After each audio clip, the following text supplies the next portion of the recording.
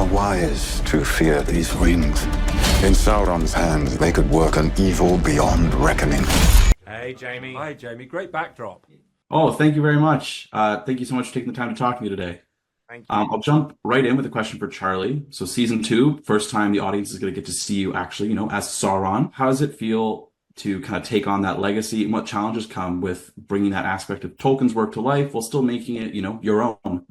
I think it's been an amazing, it's been nothing but positive for me, really. I have loved the privilege, and I just feel excited by it more than anything in terms of pressure. Or there are elements of pressure and expectation, but all we can do, and I think it's across the whole show, people have just poured as much love and commitment into this as possible, and just trying to be open to anything that happens along the way. And that's what I loved about this season and working with Charlie, is we didn't know what was going to happen every day. So it was like quite spontaneous and all crafted from a place of love and knowledge of the characters. Charles, you've spoken before about your love for Lord of the Rings, lifelong love, and specifically the 1978 Ralph Bakshi animated movie. Absolutely. So is there anything that particular version that's kind of influenced Celebrimbor? So much of that, I'm going to wax lyrical about this movie just for a second. So much of that movie influenced me in every way at that time of my life, in terms of wanting to be an actor,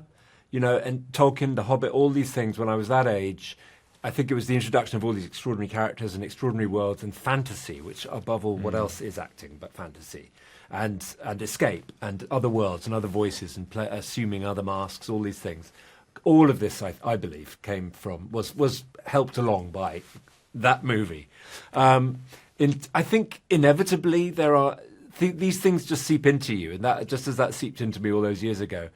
I talk about this movie a lot, but not many of my castmates know it that well as I do. The cartoon.